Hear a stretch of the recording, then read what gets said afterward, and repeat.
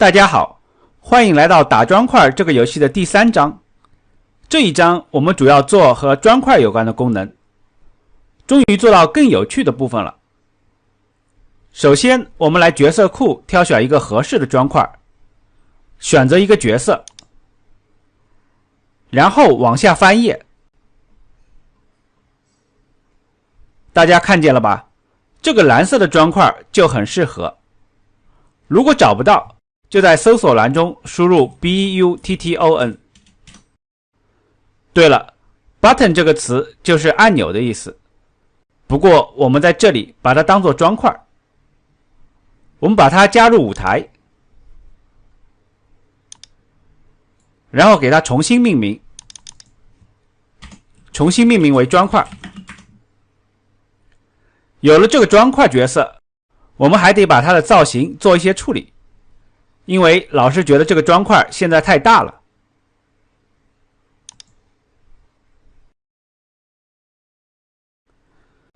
这个砖块角色有2种颜色的造型，我们选择蓝色的，因为蓝色的更好看些。同时，我们把灰色的造型删除。现在这个蓝色的砖块大小是93×56，我们要把它缩小一点。用这个选择工具，选择整个砖块，然后把它缩小一点。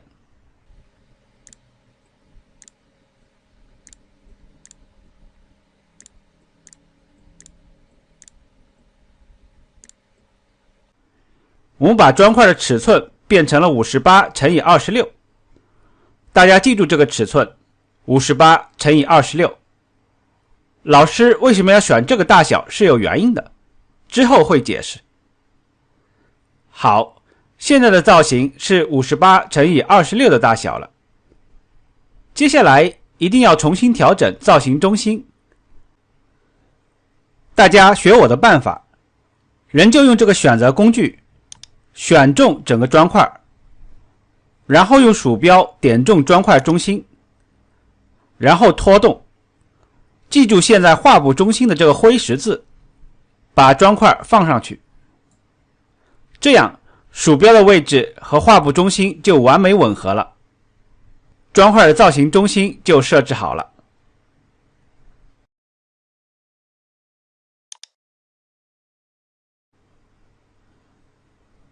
好，砖块的大小我们调整好了，接下来到了有意思的阶段了。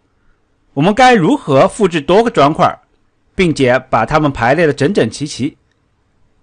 我们先做第一步，我们把这个砖块的角色移到舞台左上角。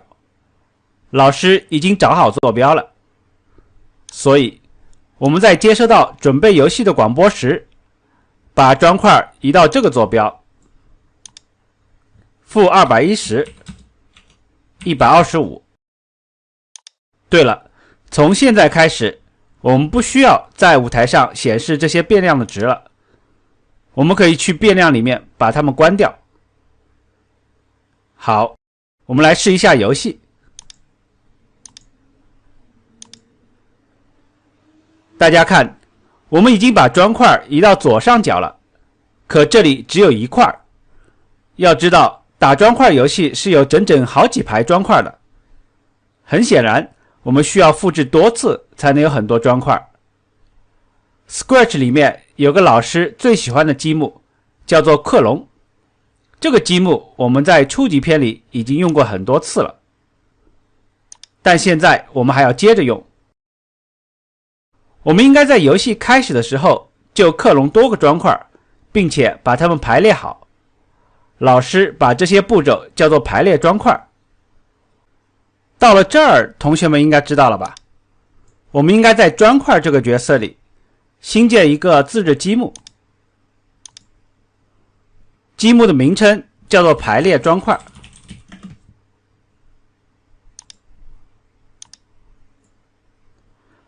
这个排列砖块的积木可以做到复制砖块，并且排列整齐。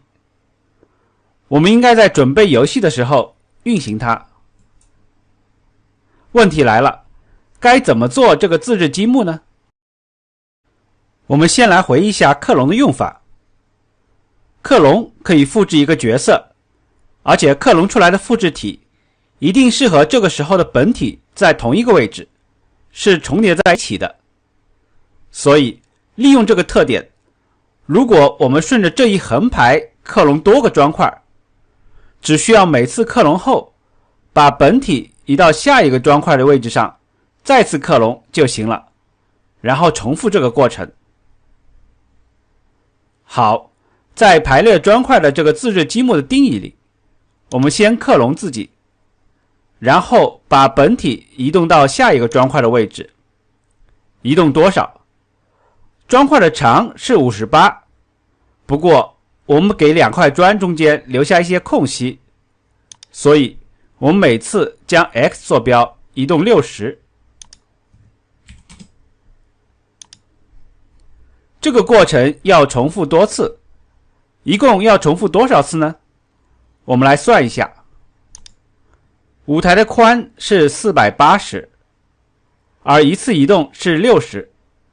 480除以60等于8，所以这里我们可以重复8次。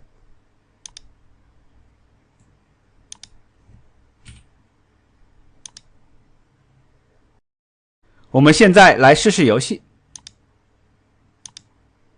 看，成功了，我们一次就克隆出了很多砖块，很神奇吧？现在大家能数一下，一共在舞台上有多少个砖块吗？是8块吗？错了，一共应该是9块。这里有8块克隆体，别忘了还有一块本体，本体藏在最后这个位置，重叠了。不过我们不需要显示本体，全部使用克隆体就行了。我们可以这么做，在一开始我们显示本体，但是完成克隆的任务后，我们就隐藏本体。这个过程有点像孙悟空的一个法术一样，用猴毛变出很多小猴子，但是本尊却在一边休息。最后提醒一下，如果大家的砖块排列和老师长得不一样，有可能是砖块的尺寸出了问题。砖块的尺寸是58乘以26。另外还有一个可能是砖块中心没有对好，请大家仔细检查一下。好，这节课就到这里了。现在老师有一个作业，如何克隆出来4排砖块，也就是4乘8等于32个砖块。我们下节课再见。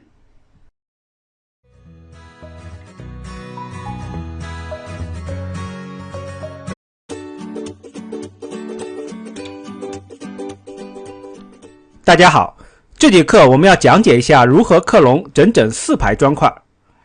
克隆整整4排就相当于克隆1排，但是做4次。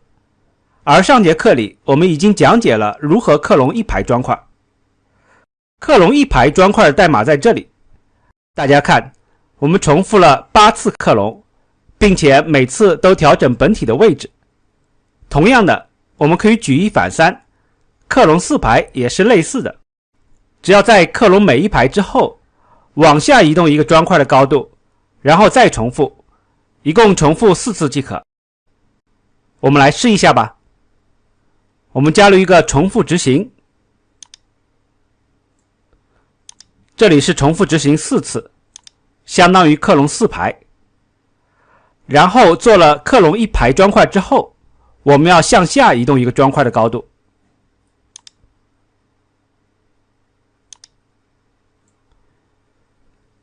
还记得砖块的高度是多少吗？是26。在这里，老师要提醒一下同学们，因为我们是要向下移动，向下移动意味着坐标 y 要减少，所以我们要把 y 坐标增加一个-26，这样就相当于减少了。我们来试试游戏吧。哎，好像不对啊，怎么第2排没有从正确的位置开始克隆呢？到底出错在哪里了？我们来找找问题出在哪里。同学们请仔细看一看克隆一排积木的代码。克隆一排的时候，只需要将本体一直向右移动，但是接下来我们克隆第二排的时候，还没有把本体移动回来。要知道，本体克隆完第一排是靠在右边的位置，所以第二排就接着在很靠右的位置克隆了，这样就不对了。而修复这个 bug 很容易，只需要在每次克隆新的一排的时候，把本体的 x 坐标移回原来的位置，也就是-210。大家请注意，我们设置 x 坐标的时候，用的是这个将 x 坐标设为某某坐标的积木，而将 y 坐标增加的时候，用的是这个将 y 坐标增加的积木，这两个积木不一样。我们再来试试游戏。看，这下正确了，我们克隆了整整4排砖块，很神奇吧？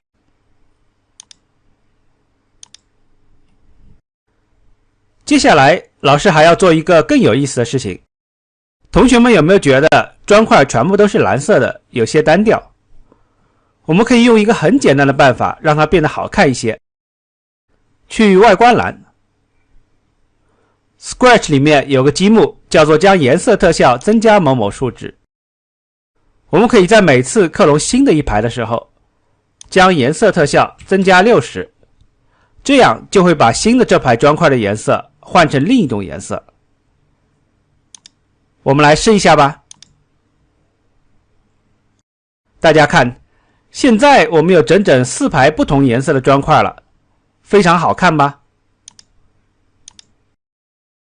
如果我们更进一步，克隆每一个砖块时都改变颜色，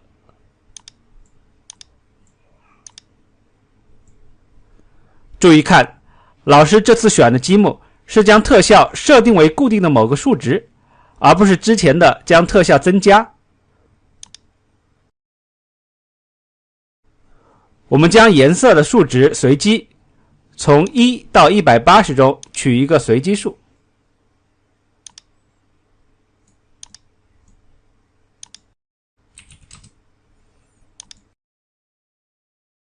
同时，我们还改变亮度。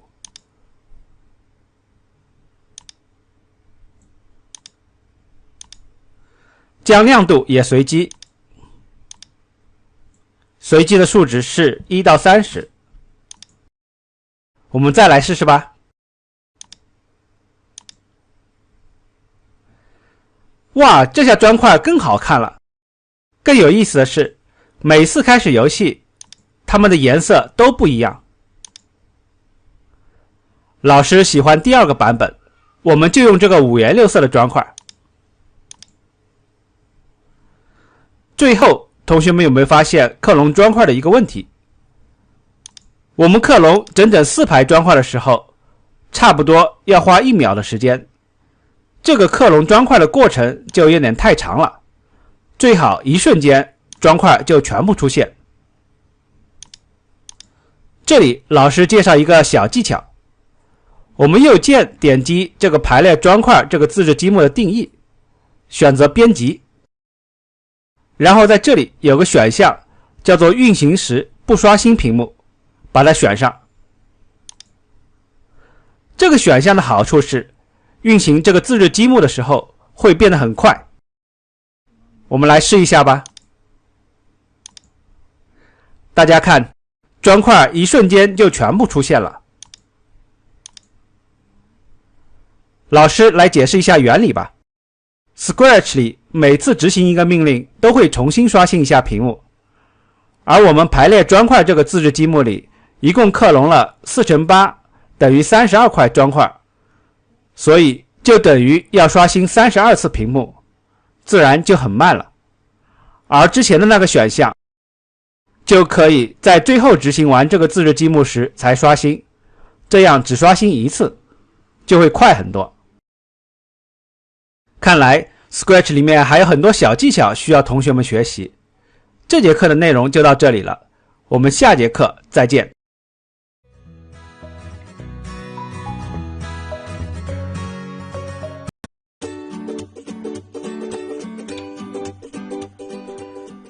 大家好，欢迎回来。这节课里我们要研究一下怎样让小球在打中砖块的时候让砖块消失。怎么样才能做到小球打中砖块的时候让砖块消失呢？在这里我们就必须要用到这个当克隆体启动时的积木了。学过初级篇的同学肯定不陌生，这个积木用处是可以设置关于克隆体启动时的一系列事情，就像绿旗被点击时一样，只不过这个积木是克隆体专用的，而剩下来的逻辑就很简单了。当克隆体启动时，我们要重复执行，一直检查这个克隆体砖块是否碰到了小球。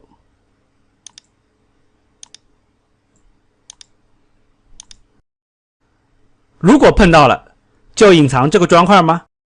不，我们更进一步，直接删除这个克隆体。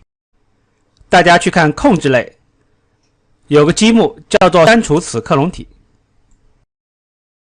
这个积木在这里比隐藏好用，隐藏只是隐藏了，但还是会运行代码，但删除则会直接删除掉这个碰到小球的砖块，更直接。我们现在来测试一下吧。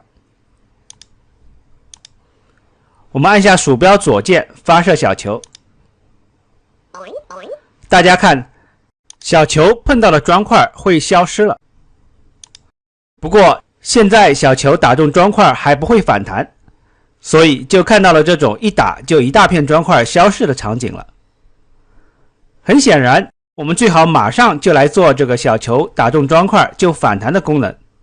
但这个功能其实不太简单，为什么？因为砖块是有4条边的，小球有可能打中任何一侧，但打中上下侧和打中左右侧的反弹却很不一样。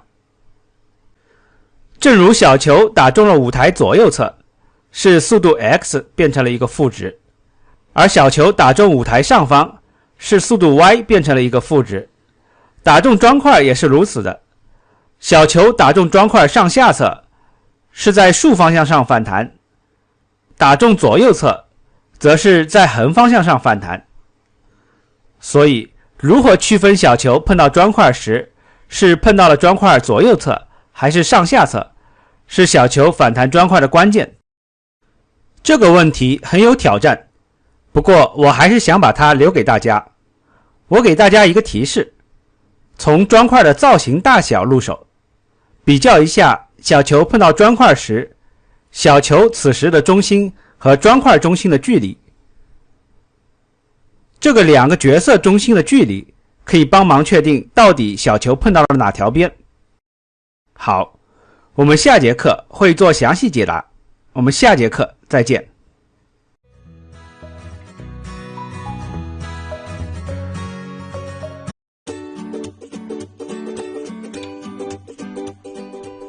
大家好，上节课老师留下了一个比较有挑战的作业，如何才能得知小球碰到砖块时是碰到了砖块的左右侧还是上下侧？老师给了一个提示，利用小球的中心和砖块的中心之间的距离来判断。大家想出具体的办法了吗？想不出也没有关系，请大家仔细看一下小黑板。这里有2张图，上面这张图是小球碰到砖块右侧的示意图，老师特意画了一些辅助线。请看，这个时候小球的中心和砖块的中心，如果只看横方向上，也就是 x 轴方向，是不是一定大于砖块的半个长的？我们再看一下下面这个图，是小球碰到了砖块下侧的示意图，这时在横方向上，小球的中心和砖块的中心之间的距离是不是小于砖块的半个长的？所以可以得到结论，当小球中心的 x 坐标减去砖块中心的 x 坐标，得出的距离大于砖块的半个长时，就可以认为是击中了砖块的左右两侧，否则就是击中了砖块的上下两侧。有了解决思路，我们就可以来写代码了。在砖块角色里，这里是碰到小球的部分。之前我们只是简单的删除了本克隆体，而在删除前，我们一定要判定被小球打中的是砖块哪一侧。我们加入一个如果那么否则。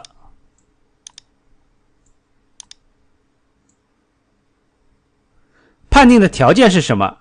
是小球的 x 坐标减去克隆体的 x 坐标。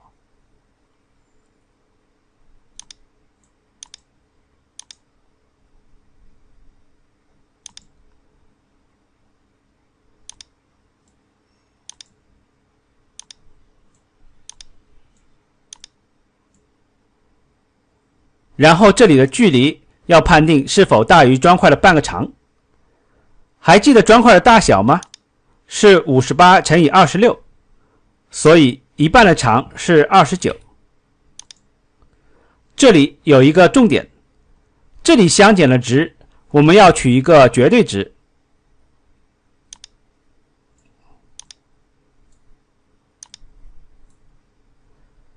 为什么？因为打中砖块上下侧时，小球可以是打中偏左一点的位置，或者是偏右一点的位置。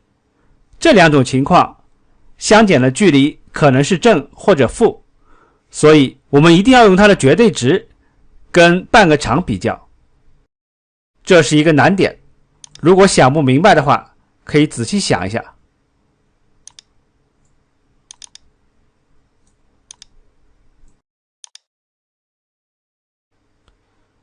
好了，如果满足这个条件，我们就要广播击中砖块左右侧。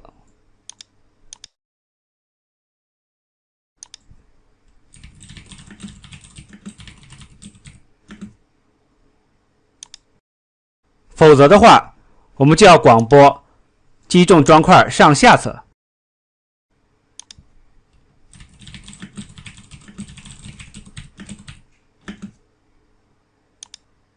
砖块里该做的事情都完了。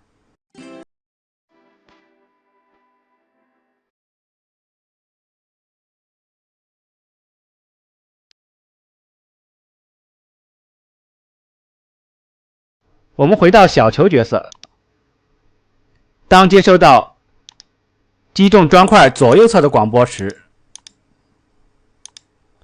我们把速度 x 换成负值。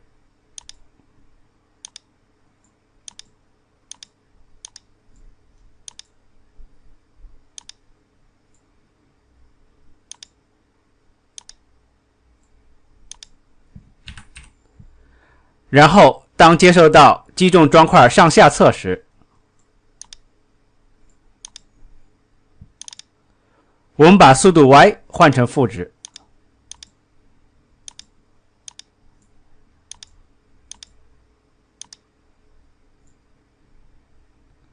好了，现在我们可以试试小球反弹砖块的功能了。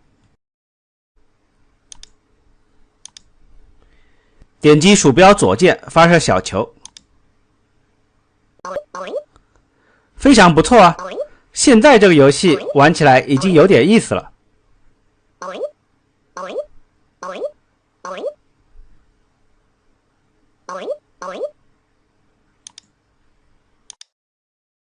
对了，我们可以给打中砖块加一个效果音，而播放声音都需要在这个声音控制角色里面做。选中它，然后我们去声音面板添加一个合适的声音，选择效果标签。老师觉得这个叫做 crunch 的声音不错，我们选中它，并且把它重新命名为击中砖块声。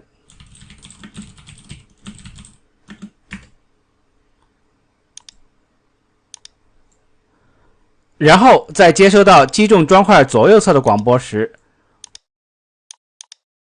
我们播放这个声音。同样的，在接收到击中砖块上下侧时，我们也播放这个击中砖块声。我们来听一下吧。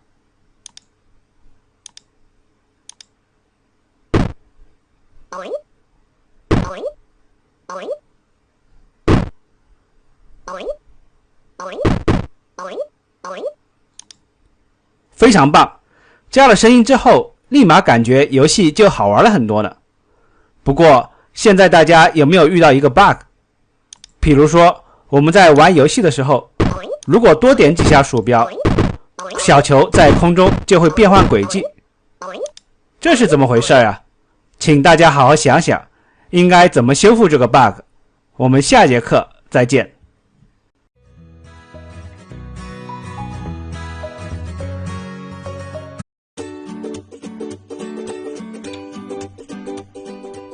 大家好，这节课老师来修复 bug。这个 bug 就是当游戏开始后，小球在空中，如果我们不小心按下了鼠标左键，小球就能在半空中变换轨迹，非常明显。我们先来看看原因，跟按下鼠标左键有关的，那就只有在游戏控制角色里的这段代码了。这段代码是当鼠标左键按下时发射小球的。但小球已经发射后还按下鼠标，会发生什么？我们来看一下这段代码，不难得出，小球仍然会再次发射，因为这里的代码除了验证是否鼠标按下之后就没有别的条件了。而小球在半空中再次发射的话，则会再次随机一次速度 x 和速度 y， 所以不同的速度会让小球在空中变换轨迹。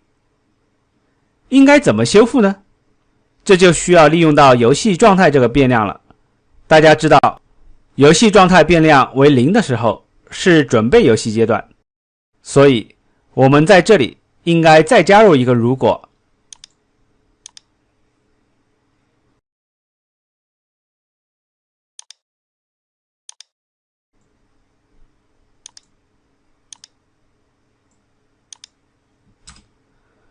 只有在游戏状态为0的时候下，按下鼠标才允许发射小球。这样的话，当小球发射后，游戏状态已经不为0了，这时再按鼠标是无效的。我们可以来试一下。我们按下鼠标左键发射，然后在半空中，无论老师按下多少次鼠标，小球都不会变换轨迹，所以我们就修复了这个 bug。我们下节课再见。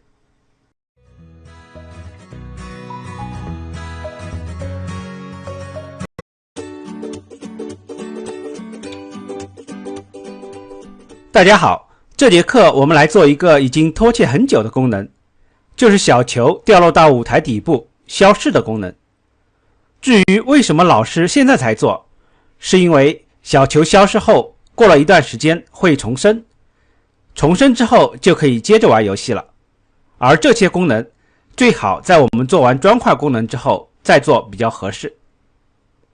所以我们现在就来做这个小球掉落的功能。首先选中小球，然后建立一个新的自制积木，名字叫做检测小球是否掉落。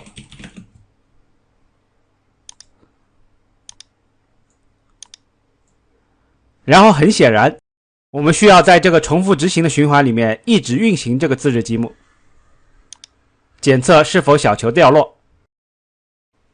大家看，现在这个重复执行里面已经有好几个自制积木了，譬如移动小球，检测是否舞台反弹，检测是否碰到挡板，刚刚还加了个检测小球是否掉落。这里我们做了好多事儿，如果没有这些自制积木的话，代码看起来肯定很混乱，而有了这些自制积木就一目了然了。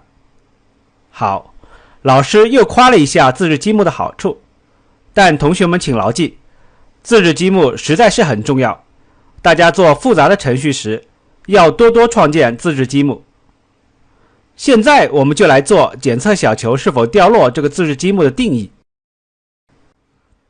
首先，如何判断是否到了舞台底部？跟之前判断如何碰到舞台上方一样，我们可以查看小球的 y 坐标是否小于-175，就知道了小球是否到了舞台底部。要用-175而不用-180的原因，仍然是为了保险。毕竟小球也有自己的大小，用一个足够接近-180的 y 坐标就差不多了。满足这个条件，小球就掉落了。这个时候我们要让小球消失，然后我们再等待 0.3 秒，播放一个广播，叫做小球掉落。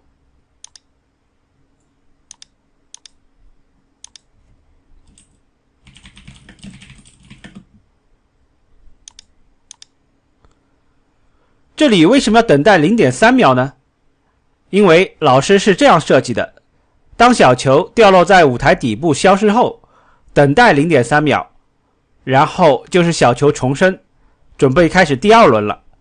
所以这里的 0.3 秒就是第一轮和第二轮之间的间隔。我们来试试现在的游戏吧。按下鼠标左键发射小球，然后我们让小球掉落。很好，小球掉落后消失了。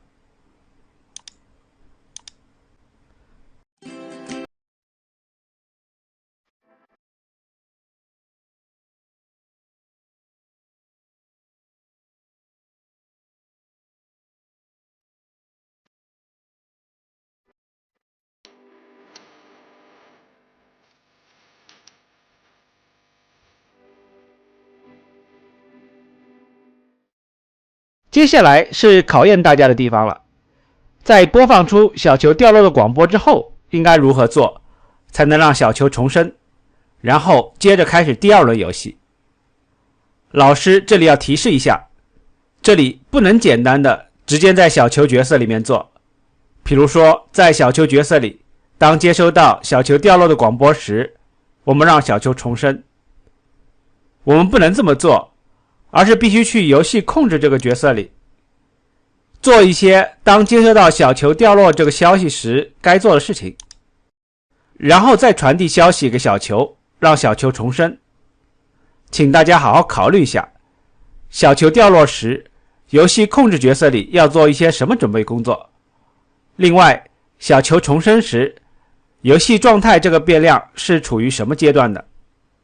好，我们下节课再见。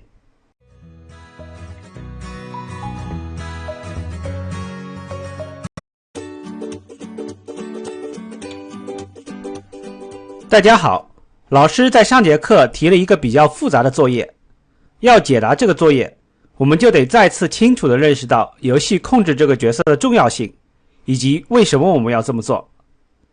我们先来做一遍，然后再分析为什么要这么做。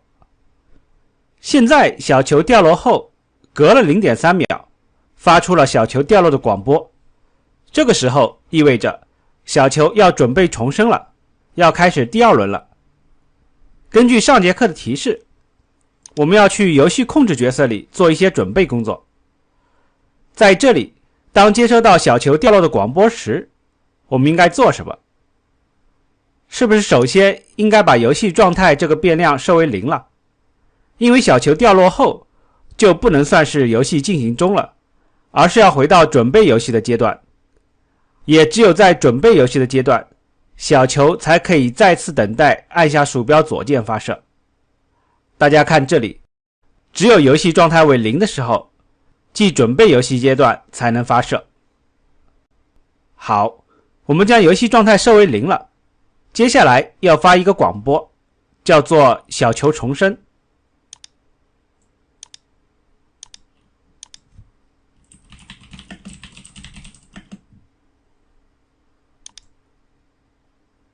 然后回到小球角色里，当接收到小球重生的广播时，我们应该让小球真正重生了。首先我们要显示它，别忘了之前小球在掉落的时候已经隐藏了，所以我们要先显示它。但是显示之后该干嘛，我们似乎没有什么头绪。我们来玩一下游戏看看吧。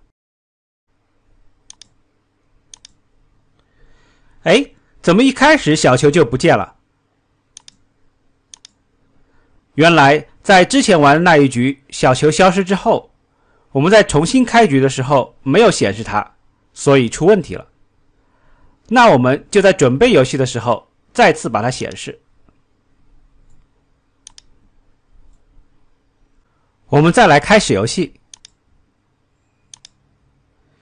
好，现在小球出现了。我们故意不接小球。哎，小球怎么一闪一闪了？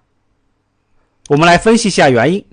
老师保持游戏仍然运行，把舞台缩小。大家看这两个地方 ，Scratch 在这个检测小球是否掉落和小球重生这里一直在闪烁。大家注意到这个黄色边缘的高亮了吗？这是 Scratch 的一个贴心设计。这个高亮告诉我们现在 Scratch 正在运行哪些积木。所以小球一闪一闪就是这两块地方在一直运行的结果。我们分析一下，按照道理，这个检测小球是否掉落的自制积木，自从上次小球掉落后就不该再次执行了。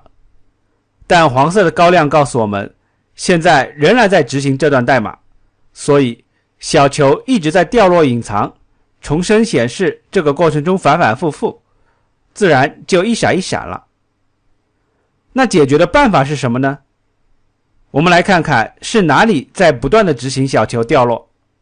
是这里，这段重复执行里，很明显这里是有问题的。小球掉落后就不应该再执行这些循环了，这是造成小球一闪一闪的元凶。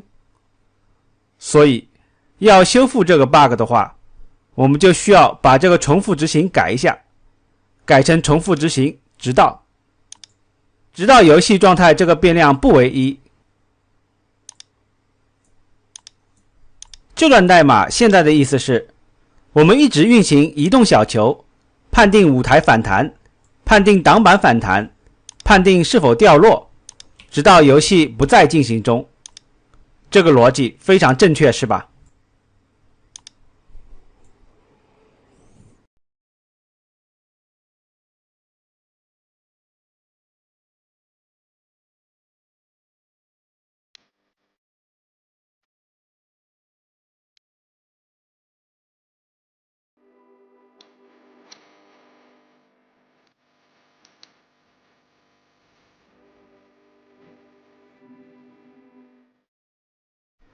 我们最后再来运行一下吧。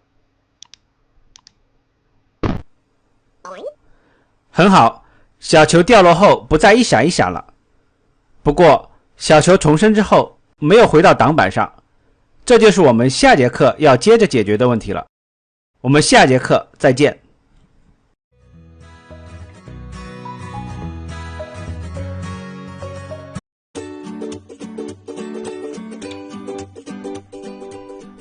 大家好，这节课我们接着来做小球掉落。之前小球没有回到挡板上，我们要解决这个问题。而要回到挡板上，我们可以利用这个跟随挡板的自制积木。对了，在这里我们还得重置一下小球的速度 x 和速度 y。为什么？因为之前小球消失后，速度 x 和速度 y 还保持着最后的值。最好要重置一下，毕竟是第二轮了嘛。我们可以运行这个停止小球的自制积木。我们现在来试试游戏吧。按下鼠标左键发射。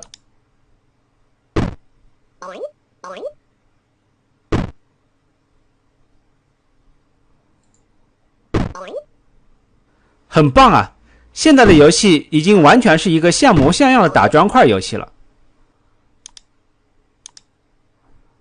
对了，大家看这里的准备游戏和小球重生，这里都显示了小球。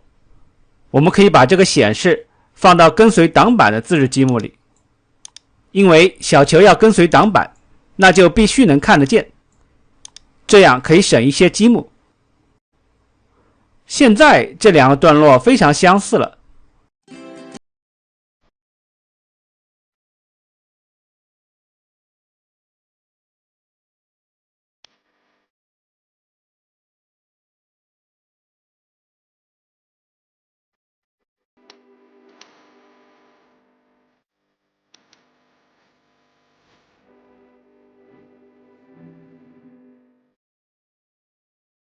可能有人会问，我们可不可以不要小球重生这个广播？我们直接在游戏控制角色里广播准备游戏不就行了吗？这样不就省了一个广播了吗？反正他俩做的事儿也挺相似的。老师说不行，准备游戏这个广播可不是专门为小球做的。大家看，挡板这个角色也使用这个准备游戏广播呢。所以小球掉落后运行小球重生该做的事最准确，不要和之前的准备游戏混为一谈。虽然对于小球来说，确实小球重生和准备游戏做的事是一样的，但是对于别的角色来说，这两者可不一样。比如说挡板角色在小球重生时就什么也不做，这是一个关键点，请大家要注意了。小球掉落并且重生就做完了，有点复杂吧？现在老师就来分析一下为什么要绕那么多圈子，非要在游戏控制角色里广播一个小球重生才行，直接在小球角色里做不好吗？答案是不好，原因有很多，重要的几个是，游戏控制角色相当于大脑，而小球相当于手，必须是大脑指挥手，而不是手指挥大脑。同时，游戏状态这个变量相当于人们生活的准则和规律，必须由大脑来判断，进而来指挥手。所以一旦这些依存关系变了，就会出现各种奇怪的问题和 bug。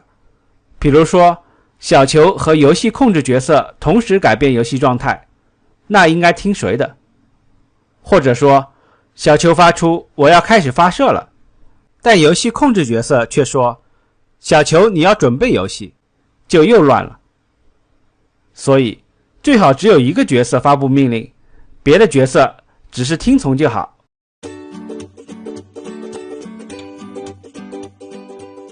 大家好，这是第3章的最后一课。这节课我们来做一点轻松的任务，给小球掉落添加音效。我们来看小球这边掉落的代码，大家看，发送了一个小球掉落的广播。很自然的，我们去音效控制角色，在接收到这个小球掉落的广播时，我们来播放一个声音。老规矩，我们还是去声音面板来找一个合适的声音。老师很喜欢一个叫做 Head Shake 的音效，就是这个，大家听一下，是不是有点俏皮的意思呢？很适合作为小球掉落的声音。我们把它加进去，重新命名为小球掉落声，然后选择播放它。我们去游戏里试一下吧。左键发射小球，声音确实有了，不过仔细听一下的话，好像这个声音有延迟，每次小球掉落声会在小球消失之后一会儿才响起。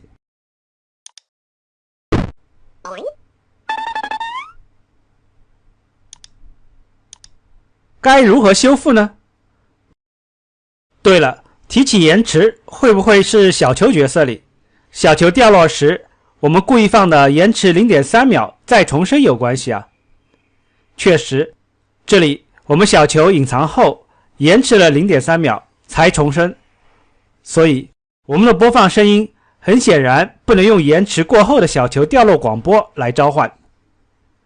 我们需要小球刚刚隐藏的时候就播放效果音。解决的办法就是在这里放一个新的广播。新的广播的名字叫做播放小球掉落声。然后回到音效控制角色里，使用这个新的广播。我们再来试一下吧。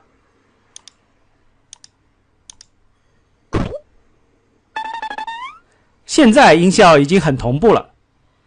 好，这一章我们着重讲解了砖块以及小球掉落，我们下一章再见。